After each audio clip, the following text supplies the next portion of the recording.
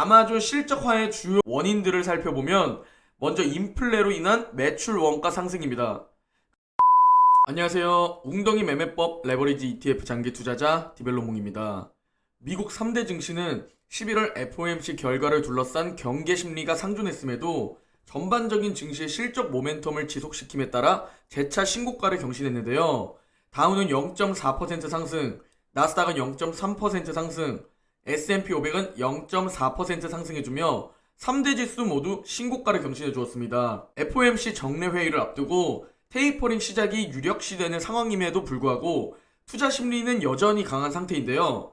공급난, 연준 정책, 인플레이션 등 악재 요소들이 완전히 소멸되지 않았음에도 증시가 우상향 흐름을 보일 수 있는 배경은 실적 모멘텀에서 기인하고 있습니다.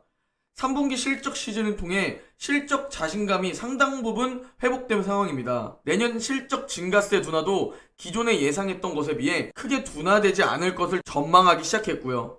현재까지 실적을 발표한 S&P 500 기업의 83%가 월가의 예상치를 상회했습니다. 맵을 좀 살펴보면 반도체 섹터 흐름이 좋으면서 필라델피아 반도체 지수 역시 사상 최고가를 경신해 주었습니다.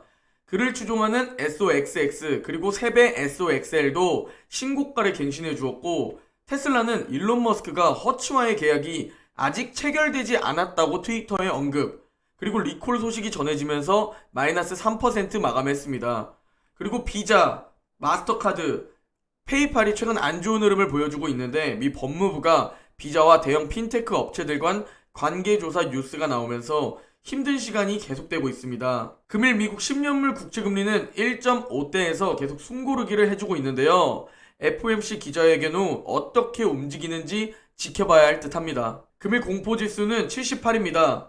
극심한 탐욕까지 올라왔는데요. 개인적으로 이 수치가 80이 되면 고점 부근이라고 생각을 하는데, 만약 오늘도 상승해주면 80이 되지 않을까 싶습니다. 11월 FOMC에 대한 시장의 경계감도 높지 않은 모습인데요.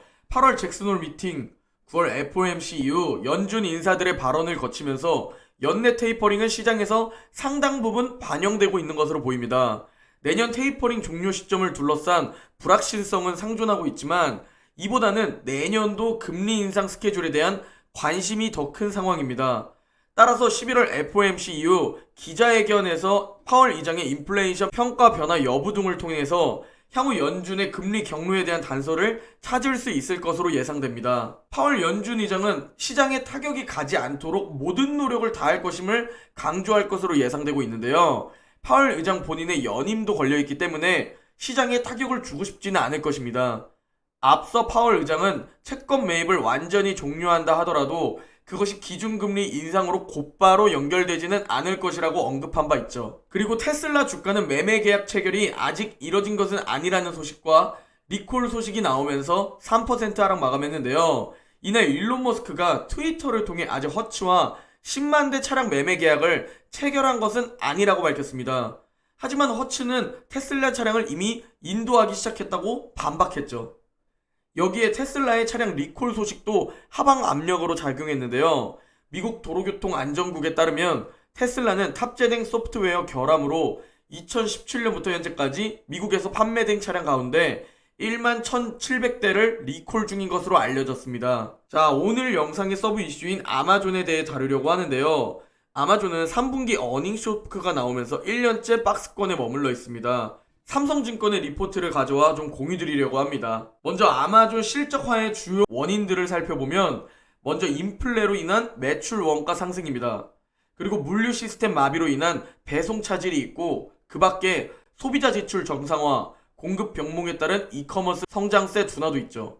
이는 모두 연말 성수기 기대감을 약화시키는 요인입니다. 그리고 인력 부족, 운송비 증가에 의한 비용 부담이 지속되며 수익성까지 약화되었죠. 그리고 최근 인플레로 인해 영향을 덜 받는 마이크로소프트와 알파벳은 어닝 서프라이즈를 보여주며 승승장구 중이고, 어닝 미스가 난 애플과 아마존은 각각 순위를 내주었습니다. 최근 아마존은 이커머스의 성장세 둔화가 지속되고 있습니다. 그 이유로는 소비자 지출의 정상화와 공급 병목 형상이 있고, 그와 더불어 인력 부족, 운송비 증가에 의한 비용 부담이 지속되며 수익성도 약화되었는데요. 빨간 원의 매출액 성장률과 영업이익률을 보면 굉장히 둔화된 것을 확인할 수 있습니다. 그래도 다행스러운 점은 아마존 클라우드와 오프라인 매장은 선방했다는 겁니다. 이커머스를 제외한 사업 부문은 대체로 기대치에 부합했다는 거죠. 아마존 어닝콜에서 주요하게 볼 내용들인데요. 노동력 부족으로 수익성 악화가 본격화되었다는 것과 그리고 공급 병목, 운송비 증가도 운영비 증가 요인이죠. 결국 아마존은 지금 현재 악재의 가장 직면에 있는 빅테크 기업입니다. 인력 부족과 공급 병목 형상, 그리고 운송비 증가의 악재가 사라지지 않으면 4분기 실적도 기대에 못 미칠 가능성이 높습니다.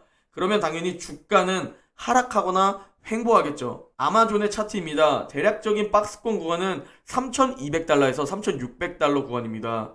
아마존은 한 주 가격이 비싸기 때문에 3,200 아래가 매수 타이밍으로 보고 있습니다.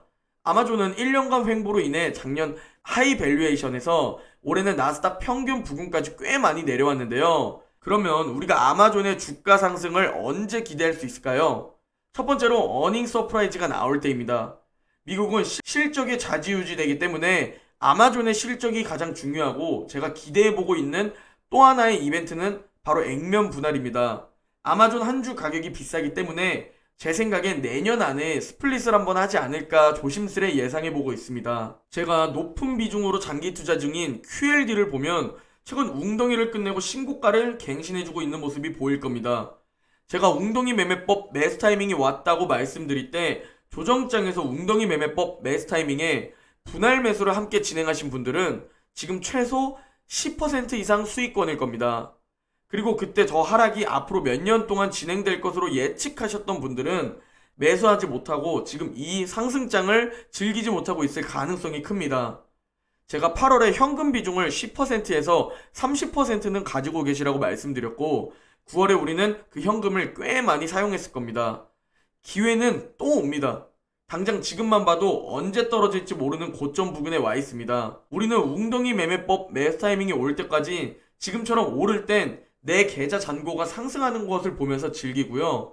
조정장이 시작되면 줍줍하는 습관을 가져야 합니다. 모두 오줄 웅줍 하시기를 바라면서 오늘 영상 마무리하겠습니다. 행복한 하루 보내시고 내일 영상에서 뵙겠습니다.